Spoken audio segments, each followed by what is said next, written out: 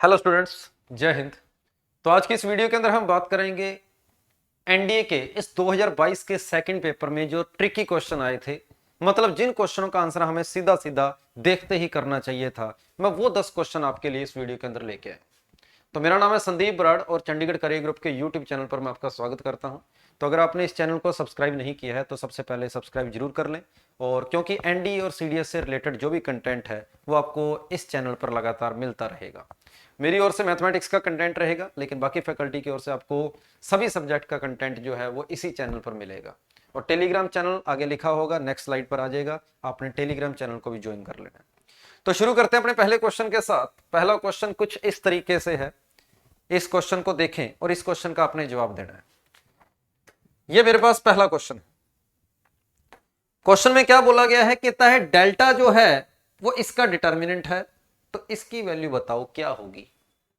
इस पूरी मैट्रिक्स का डिटर्मिनेंट को डेल्टा बोला गया है और बोला गया है कि इसकी वैल्यू क्या होगी।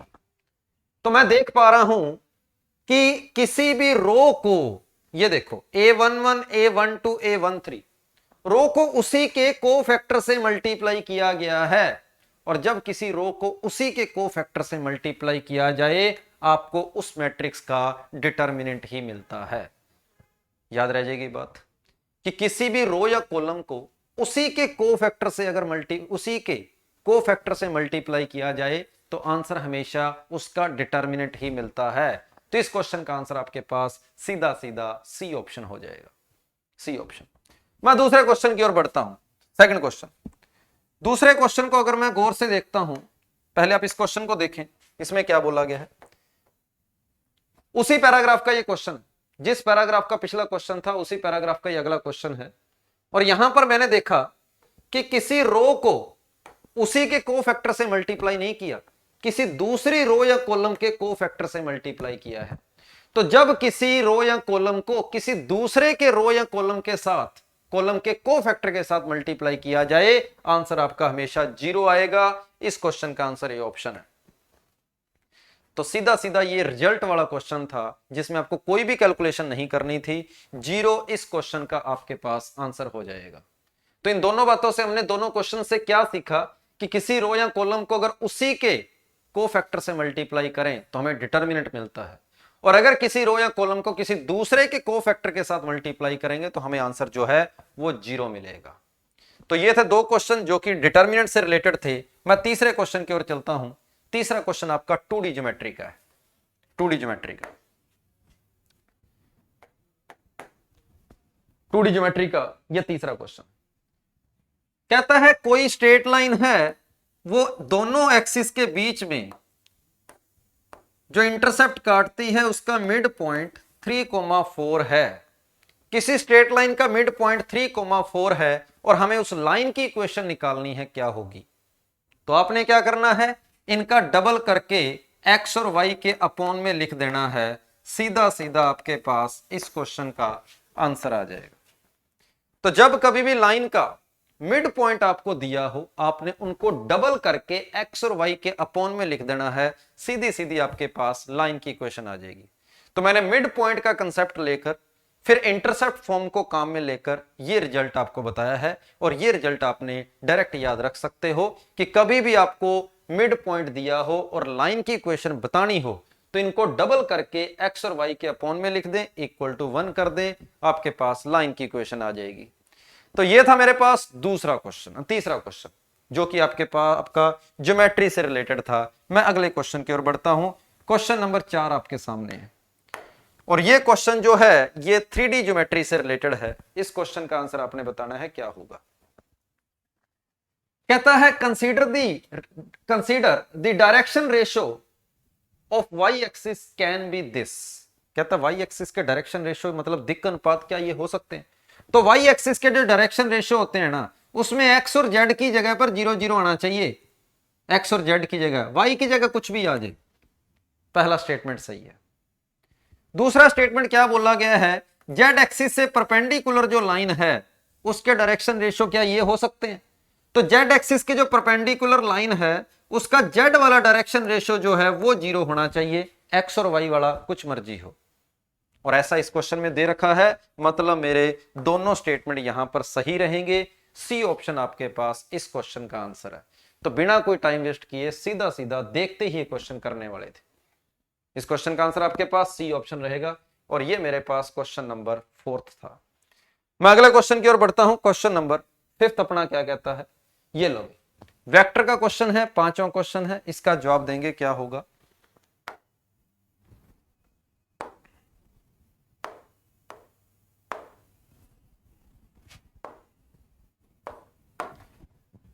किसी पैरेललोग्राम के अंदर पी आर मतलब डायगोनल, क्यू एस मतलब डायगोनल, आपको दोनों डायगोनल दे रखे हैं और आपसे पैरेललोग्राम की साइड पूछी गई है। दोनों डायगोनल देकर साइड पूछी है। तो वेक्टर के अंदर जब कभी भी डायगोनल देकर साइड पूछेंगे, आपने दोनों डायगोनल का हाफ करके बीच में माइनस लगा देना है। सीधा सीधा आपका पास आंसर आ जाएगा। दोबारा सुन लेंगे, जब कभी भी आपको डायगोनल देकर साइड्स पूछे, आपने दोनों को आपस में हाफ करके माइनस कर देना। लेकिन अगर साइड्स देकर डायगोनल पूछे तो आपने दोनों साइड्स को आपस में प्लस कर देना, वो पहला डायगोनल हो जाएगा। दोनों साइड्स को आपस में माइनस कर देना, वो दूसरा डायगोनल हो जाएगा। तो इस तरीके से आप साइड से डायगोनल भी निकाल सकते हैं और डायगोनल से आप साइड भी निकाल सकते हैं। ठीक बात है। अगले क्वेश्चन की ओर चलता हूं। नेक्स्ट क्वेश्चन वेक्टर के बाद अगला क्वेश्चन, और यह क्वेश्चन इंटीग्रेशन का है। इंटीग्रेशन का ये क्वेश्चन है। इस क्वेश्चन में क्या बोला गया है, कहता है इसका इंटीग्रेशन बताओ क्या होगा। इसका इंटीग्रेशन तो मैंने गौर से देखा तो पता लगा कि इस फंक्शन का ये डेरिवेटिव होता है, इसका डिफरेंशिएशन सामने पड़ा। तो जब किसी फंक्शन का डेरिवेटिव सामने उसके पास में पड़ा हो प्लस में और बाहर e raise to power x हो, तब डायरेक्ट रिजल्ट जो कि एनसीईआरटी के अंदर भी लिखा गया है, आपका आंसर क्या होगा, e raise to power x into वो फंक्शन जिस फंक्शन के डिफरेंशिएशन की बात करी हुई है। ए ऑप्शन आपके पास सीधा सीधा उसका आंसर हो जाएगा। फंक्शन के आगे उसका डिफरेंशिएशन पड़ा हो तो e raise to power x के साथ वो फंक्शन रख देंगे, डिफरेंशिएशन को छोड़ देंगे, जो फंक्शन था उसको e raise to power x से मल्टीप्लाई कर देंगे, सीधा सीधा आपके पास रिजल्ट आ जाएगा। तो ये इस बार के पेपर में पूछा गया इनडेफिनिट इंटीग्रेशन का डायरेक्ट क्वेश्चन था। मैं अगले क्वेश्चन की ओर बढ़ता हूं और नेक्स्ट क्वेश्चन कुछ ऐसा है, और ये हमारे पास 7वां क्वेश्चन, 7वां क्वेश्चन, और ये डिफरेंशिएशन का क्वेश्चन, डिफरेंशिएशन का क्वेश्चन है और ये हमारे पास 7वां क्वेश्चन है। अब इस क्वेश्चन को देखकर आपको लग रहा है ये काफी बड़ा क्वेश्चन है, लेकिन अगर क्वेश्चन को देखकर अगर आपको एक बात याद आ गई तो ये क्वेश्चन कुछ भी नहीं है। और वो कौन सी बात है, देखो आपने इंटीग्रेशन का ये फॉर्मूला पढ़ा होगा, अंडर रूट में x माइनस ए स्क्वायर का जो इंटीग्रेशन होता है वो होता है x by 2 root X square minus A square by 2 log x plus root X square minus A square. ये इंटीग्रेशन का हमारे पास फॉर्मूला होता है। इंटीग्रेशन के टाइम अपने याद करते हैं। तो अगर इसका इंटीग्रेशन ये पूरा है तो इस पूरे का डिफरेंशिएशन ये होगा, क्योंकि इंटीग्रेशन और डिफरेंशिएशन एक दूसरे के उल्टे होते हैं। और यहां पर कुछ ऐसा ही तो दिया गया है, यही पूरा तो आपको यहां पर दिया गया है कि इसका डिफरेंशिएशन बताओ क्या होगा। बस ए स्क्वायर की जगह पर उसने क्या ले रखा है, 16 रख रखा है। ए स्क्वायर की जगह पर 16 रखा है, मतलब ए की जगह पर 4 रखा है। तो इसका हमें डिफरेंशिएशन करना है। तो अगर इसका इंटीग्रेशन ये है तो इसका डिफरेंशिएशन ये होगा। बस ए स्क्वायर की जगह पर क्या रखना है, 16 रखना है। आपका आंसर हो जाएगा अंडर रूट के अंदर एक्स स्क्वायर माइनस 16।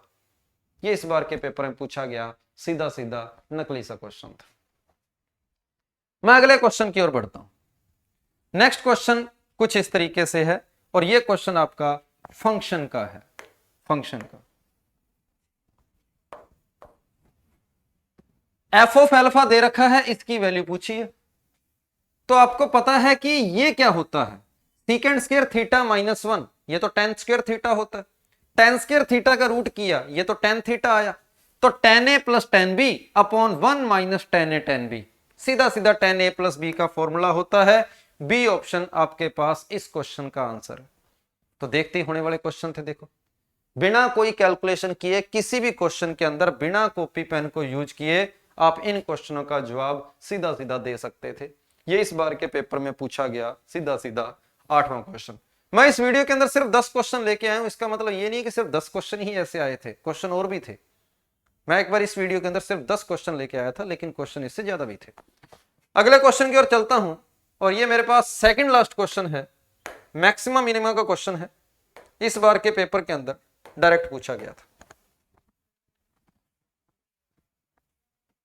जे की वैल्यू कहता है 1 से लेकर 7 तक जा रही है, मतलब 1 से लेकर आपको ऐसे करते करते कहां तक जाना है, आपने 7 तक जाना है, इसका मतलब ये है। और आपका पूछा गया है इसकी मिनिमम वैल्यू कहां मिलेगी, तो इसकी मिनिमम वैल्यू हमेशा बिल्कुल मिड में मिलेगी। शर्त याद रखना कि यहां पर 1 2 3 4 जो नंबर लिखे गए हैं वो उनके बीच में गैप सेम हो। 1 है, 2 है, फिर 3 आएगा, फिर 4 आएगा, फिर 5 आएगा, 6 7 लगातार है सारे, सभी में गैप 1 1 1 1 का है। तो आप ये ट्रिक डायरेक्ट लगा सकते हो कि 1 और 7 के बिल्कुल बीचों बीच आपको मिनिमम वैल्यू मिलेगी, 1 और 7 के बीचों बीच। और 1 और 7 के बीचों बीच कौन आता है, 4 आता है, इसलिए इस क्वेश्चन का आंसर बी ऑप्शन हो जाएगा। 4 इस क्वेश्चन का आंसर होएगा। तो जब कभी भी आपको इस तरीके से परफेक्ट स्क्वायर दिखे और आपको मिनिमम वैल्यू पूछी जाए तो हमेशा बीचों बीच मिलती है। और ये था मेरे पास 9th क्वेश्चन। और अब मैं चलता हूं अपने लास्ट क्वेश्चन की ओर। लास्ट क्वेश्चन मेरा यहां पर प्रोबेबिलिटी का है। The probability that a person hits A target, किसी टारगेट को हिट करने की प्रोबेबिलिटी 1/2 है, तो ना हिट करने की प्रोबेबिलिटी भी तो 1/2 होगी। उसको 4 चांस दिए गए और कम से कम एक बार हिट करना है उसने। बार बार इस टाइप का क्वेश्चन हमारे एनडीए के अंदर बार बार पूछा गया है, कम से कम एक बार हिट करने की प्रोबेबिलिटी। तो जब भी कम से कम एक बार की बात करें, आपने 1 में से किसको माइनस करना है, एक बार भी ना हिट करने वाले केसेस को माइनस कर दो। 1 में से माइनस कर दो कि एक बार भी उसने हिट ना किया। ये हिट करने की प्रोबेबिलिटी है, ये हिट ना करने की है। तो पहली बार भी उसने हिट नहीं किया, दूसरी बार भी उसने हिट नहीं किया, तीसरी बार भी उसने हिट नहीं किया, और चौथी बार भी उसने हिट नहीं किया। इस तरीके से आप इस क्वेश्चन का आंसर सी बता सकते हैं। और सेम इसी कंसेप्ट के इसी पेपर में 2 क्वेश्चन आए थे। इसके अलावा एक क्वेश्चन और था जो बिल्कुल सेम इसी तरीके का था। और इस टाइप का क्वेश्चन पेपर के अंदर बार बार चलता है। तो जब भी कम से कम एक की बात बोले तो आपने 1 में से बिल्कुल 0 बार किसी चीज के होने की प्रोबेबिलिटी को माइनस कर देना है, जब कम से कम एक बार की बात करें। तो ये था आपके पास इस बार के पेपर का 10वां क्वेश्चन। और आपने देखा होगा कि अगर हम 10 क्वेश्चनों को हम पेपर में करें तो हर क्वेश्चन को 30 सेकंड से ज्यादा आपको टाइम नहीं लगना चाहिए। लगभग 20 सेकंड क्वेश्चन को पढ़ने में, उसके बाद 10 सेकंड से ज्यादा सोचने वाली इनके अंदर कोई बात नहीं थी। तो ये 10 क्वेश्चन 5 मिनट के अंदर होने वाले थे। चलो, थैंक यू सभी को, जय हिंद। वीडियो को आप लाइक कर देना, और अगर ये पसंद आया हो तो एक बार कमेंट जरूर कर देना। थैंक यू सभी को, जय हिंद।